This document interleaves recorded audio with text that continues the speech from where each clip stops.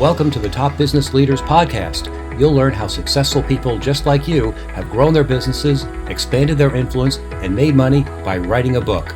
On each episode, you'll learn the inside secrets to help you create a book that can serve as a powerful marketing tool to skyrocket your business. I'm your host, Dan Janal. I help thought leaders, business executives, and entrepreneurs write their books. To find out more and to download our show notes, go to topbusinessleaders.com.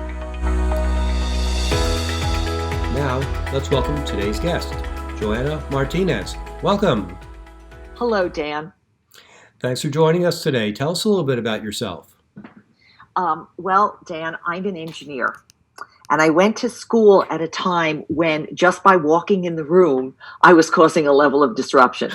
I moved from a high school where the girls outnumbered the boys 9-1 to an engineering school where the men outnumbered the women 90-1. So I sort of was a reluctant disruptor for a very long time.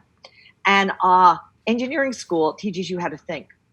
So I made a career in businesses that had a burning platform to make change, right? I never got the opportunity to work for fat margin businesses where it was just growing and growing.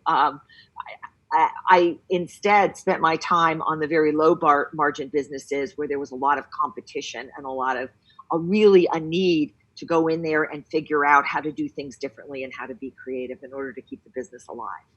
We have similar backgrounds. I did PR for a lot of startup software companies back in the early days, and they had very limited budgets. So there's something we have in common. With companies that have limited amount of budgets, you have to be very creative and, as you say, disrupt, whereas the people on the other side of our PR firm represented Sony, and they had more money than you can imagine. So it was, you really could see the difference between the haves and the have-nots. So I'm a big believer in guerrilla marketing, and you're a big believer in disruptive technologies and marketing.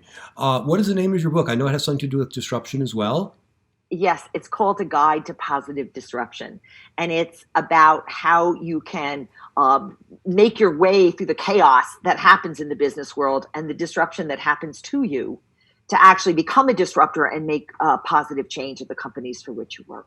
Fantastic. We'll talk more about the content of the book later, but let's talk about why you decided to write a book in the first place. Well, first of all, I was disrupted myself because the company I worked for was purchased in a hostile takeover. And, you can look upon that as something that just kills you because you're at the end of your career, who's going to hire you? You worry about your age, you worry about everything else. And I came to realize that I got a gift, that being displaced at that point in my career, where my children were grown, the mortgage was paid off, I had an opportunity handed to me to let that disruption allow me to kind of disrupt the status quo. I knew I could find another firm that would hire me, and I could follow the same model that I had followed for my entire career in terms of how I could fix things and make things better and come up with some tangible improvements. But I thought, well, I'm in this situation now. Let me see what I can do different. So I decided that I was going to write a book. The other reason for the book is that I spoke for a long time at professional conferences. And the reason I did that is that working for businesses that were in trouble and had no money, training is one of the first things to go. And the only way to keep myself relevant was to understand what was going on in the outside world. What were the trends? What were the sorts of things? Yet I always seemed to work for a business that didn't have the money to send me to training. So I would trade off. And I would go to a conference and say, hey, I'll talk about this. I know a little bit about this subject, or I don't know anything, but I'll learn well enough to be able to speak by the time your conference comes. And I would trade me speaking for them giving me, covering my expenses and things like that. So I could go to the CFOs of the companies I work for with this proposition, and they would always agree and allow me to go. So I had this body of work that I had been speaking about for years, and I kept feeling on the inside that there was a book in there, that I really wanted to string it all together instead of just a half an hour here and 20 minutes there and 45 minutes there. I wanted to take all of these ideas that I had been throwing out and put it together in a common theme. So partially it was because I do a lot of coaching for people, and partially it was for me. I wanted to say, this is it, this is me, this is what I know, this is what I do, and this is how I've made an impact. I'm taking notes here, so give me a second. Sure. Cool, great. And how did the book help your business? Well, the book has been an interesting calling card. People pay attention when they see the book. Now, it is true that there are a lot of people out there who are best-selling authors, right? And so I see it a lot that there are plenty of us, but it still is a differentiator. The subset of speakers and consultants out there who have books is a lot smaller than the total group. So it's a way to be a differentiator and to set yourself apart. Also, quite honestly, occasionally I'll get approached by a small company, a company that is in trouble, that will say, well, we can't pay you. What can we do? And sometimes instead of getting my typical speaker fee, I might make an agreement that they'll buy a certain number of copies of the book and then pay me less. And oftentimes, sometimes with a professional organization in particular, they can get a sponsor to purchase the books and that kind of thing. So it's been a nice way to generate some revenue in situations where I would like to do the job, but it's they're offering a lot less than I typically would be looking for. Mm-hmm. Great idea. Do you use the book proactively in marketing to find new clients? I do. So I have copies, actually. As I'm talking to you, I'm looking at copies on the shelf right by me, and I will send a note and send one to a prospective client. Typically not out of the blue. Typically it would be someone that I've had at least an email conversation with, so they can get a chance to kind of know a little bit more about what I'm talking about. I have gotten a lot of unsolicited calls from people about the book. So when I did it, I was really focused more on actually getting it done than I was on what I was going to do with it. I mean, I knew I would use it as a marketing tool in some way, but I didn't really have a good plan. And what happened is, as I, talked about it on LinkedIn, as I was interviewed, as I went to professional events, and perhaps someone would purchase the book and then hand it out at the event, and I would sign copies, that sort of thing. And as people started reading it, I started getting notes and calls from people that were not the audience that I had particularly thought about. And so, I had a CEO of a small company call me and say, I want you to know that your book made its way to me. I read it, and I've just purchased 3 copies to put in my kids' Christmas stockings at Christmas, because it's really relevant. It's a quick read, and I think that there are a lot of really good points, and they're not listening to me, so maybe they'll listen to you. That's a great story. Let's go back to the writing process. What tips do you have to help a professional consultant like yourself sit down and actually write the book? A lot of my prospects come to me, they say, I don't have time to write, and it's just an excuse. You actually found the time to do it. What did you do to make the book happen? Well, I learned something, right? So, of course, I left a job. I didn't have another one. And I had a few months off before I started picking up consulting assignments. So during that time, I challenged myself to take the first 2 hours of the day, which is when I believe I'm the most productive, and write the book. So 6 months in, it was 6-7 months when I started working in consulting. During that time period, at the end of the time period, the night before I went to begin this consulting assignment, I looked at what I had, and I had about 6 pages. And it was terrible. It was a bunch of disjointed stories. It was a bunch of stories that I started to tell and then I hadn't finished. I couldn't believe that anyone could put that many hours into something and have so little. And I have always known that I was a slow writer. I just never realized quite how slow I was. So one thing I do know is this. I can talk. I can't write well, but I can't write quickly. I can write well, but not quickly. But I can certainly speak the ideas. And so what I started doing was relying on my verbal self. I was explaining this to someone who said to me, "Oh, I know somebody who can help you with this. I know somebody who has a business who will help you transcribe the book. You know, you can speak the book, and they will help you transcribe it." And so that's what I did. The first thing they did was challenge me to do a much more detailed outline than I had. So I had somewhere along the line created an outline. And, I didn't have the chapters totally together, but I sort of had pretty close to what it might look like, what the messages might be, and that kind of thing. I had a lot of scribble.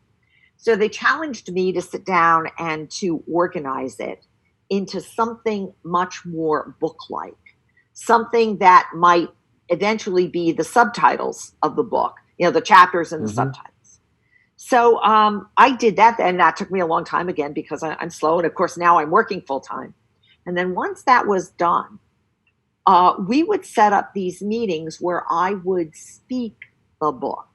And because I had such tremendous detail in the outline, it would help me remember what I wanted to say. And I have all these stories in the book and when I speak. And it helped me to say, okay, tell this story here and tell that story there. So I was doing work in New Jersey. I was spending a lot of time sitting on the New Jersey Turnpike at 6 o'clock at night, not moving. So I literally would put some keywords on a piece of paper, tape it to the dashboard of my Prius. And when we were not moving, when I knew I was going to be in a bad traffic situation, because after a while you get to know them, I would speak the book. I would tell the stories. Sometimes if I were home, I would close the door to a room in our house, and I would stand up and I would pretend that I was presenting, and I would get it out that way. Because once it was on paper, right, anyone who's been an executive knows how to edit. We might not know how to get the words on paper, but we've been editing PowerPoints since the day we first stood up in front of a group of people to sell an idea. So once I got the words on paper, I found that I could do the editing process beautifully. I mean, it still took a long time, right? I still pondered. I still have a vocabulary that's a whole lot smaller than I would like it to be. I don't know how many times I looked up synonyms because I saw that I was using the same word over and over. But that ability to verbalize got me over the hump. Fantastic. I don't think I've ever met anyone else who dictated their book on the New Jersey Turnpike. I've been stuck in that New Jersey Turnpike traffic myself, but I've never been that creative to dictate a book. I've listened to books on tape on the New Jersey Turnpike, though. You're the first person I've met who's actually written a book on the New Jersey Turnpike. I think that's fantastic. Dan, it's funny. I get comments from people, a lot of them, who say, gee, this book sounds just like you're talking to me. And I start laughing because I say, I am. Not surprising. Very cool. Well, thank you so much for your insights on writing and editing. I love your comments about that executives know how to edit. They may not know how to write. That's very clever. Do you have any final ideas or tips on writing or producing a book for other consultants like yourself? Well, I'll tell you, the piece that I did not think through is the marketing piece of it. Mm-hmm. I was so focused on what to me was the end result, which is I had a book in my hands that I could read and I could say, this is it. My ideas are all together. This is kind of the sum of my body of work. I was focused on that, and I don't think that was necessarily the right goal. I think that the right goal what would have been to have my book in the hands of readers who enjoy it and get something out of it. And I think, and I missed that, and I not think, I know that I missed that, and really had to scramble and still, think about ways to market it better, because I did not do that. I mean, I let people on LinkedIn know, try to get some things out that said, please, the book is new, lowered the price for the first couple of days, did that kind of thing, but didn't think of a sustainable plan. So the other thing I would advise people is to think about that end consumer, right? In business, you're not focused on making a product, you're focused on your end consumer, buying the product, enjoying it, and coming back to get more. And I didn't do that. That was my mistake. I think if I had a marketing degree instead of an engineering degree, I would have thought that piece through. Yeah. Well, it's never too late to market the book.